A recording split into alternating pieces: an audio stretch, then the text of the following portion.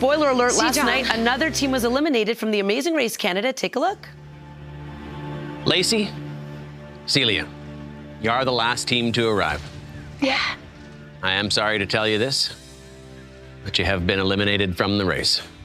Yeah, we hoped we'd make it farther, but we both feel really proud to have had the chance to represent PEI and grateful to travel the country and also share our stories and be vulnerable and show the moments of struggle and that nothing comes easy. It's brought us really close together because we've seen each other in like our most vulnerable moments. I hope through running this race, Lacey and I have inspired even just one person to not give up. And with that, and to Lacey remember and there's so Celia, much the team from beauty out PEI, there. walks away from season 11 of the Amazing Race Canada, joining us to talk about their experience on the show are Lacey and Celia. Ladies, good morning to both of you. It is so wonderful to have you on the show. How are we both feeling this morning? I'm feeling really good. I wish me and Celia were together. That's the main thing. We just wish we could be together right now, but we're feeling good. It's been great to watch that back. It was such a special moment we had together. Yeah, and that's okay. Lacey and Celia, I'm going to make sure to kind of individualize you guys for questions so that we can make this as fluid as possible. I wanted to start with you, Lacey, actually. I read something about your team motto was race hard, laugh harder, or seek discomfort. So let's look back at some of maybe one of the most uncomfortable parts of the race for you. Ooh.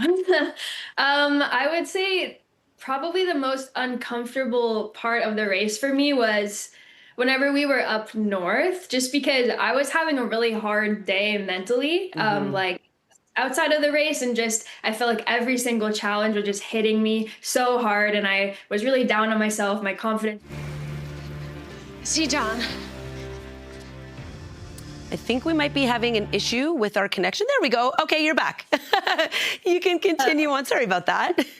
Yeah, I think for me, the hardest part was just those moments where you're not having the best day and you have to keep pushing and you have to keep going. You know, that's something you have to do in life as well. But having Celia there with me to remind me to keep going, to not give up was the most memorable thing. But it was definitely the hardest. Just, you know, showing up when you're not feeling your best is never easy. And I want to thank you both for being as vulnerable as you were. We're going to talk a little bit more about that in a second. I want to get to you, Celia. You two seemed like one of the teams that just kind of like stuck to your plan when it came to the race. You tried to kind of like keep the drama aside, and you even had some help from other teammates, which I know for some people was maybe questionable with this race. But when it came to that non-elimination round, how did you guys both feel like you needed to up your game to push ahead? Yeah, that was a big turning point for us. And the big thing that we shifted actually was just trying to have more fun. Sorry, there's really loud noise passing. We were finding that we would get a little bit stressed easily for little things. And we just made a commitment that we would not let the little things get to us. I'm so sorry if you can't hear me at all. No, I can totally hear you. You're fine. We're actually looking at some images from the episode that aired last night of the Marilyn Monroe Towers and the challenges physically and mentally that you both were going through. I want to just quickly touch on the why for this competition for both of you. You were both very open from the very beginning about the loss of your father, and I'm so sorry for your loss. You know, he had some mental health struggles. I want to kind of talk about when it comes to that and raising awareness and ending the stigma around that all. What's the plan for you both moving forward? Yeah, I mean, we are both really passionate about speaking openly about mental health. We've found that through sharing our own story, it helps other people feel seen. It helps other people feel like they can share their stories and feel less alone. And I think we all know that when we feel less alone, it's sort of the number one thing.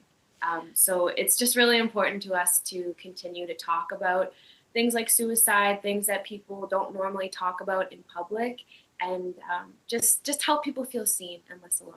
The sisters from PEI representing PEI for the first time on Amazing Race Canada. Congrats to you both. You had an incredible journey. I can't wait to see what's next for you. And I want to thank you again for joining us this morning on CP24 Breakfast. Good luck to you both. Thank you.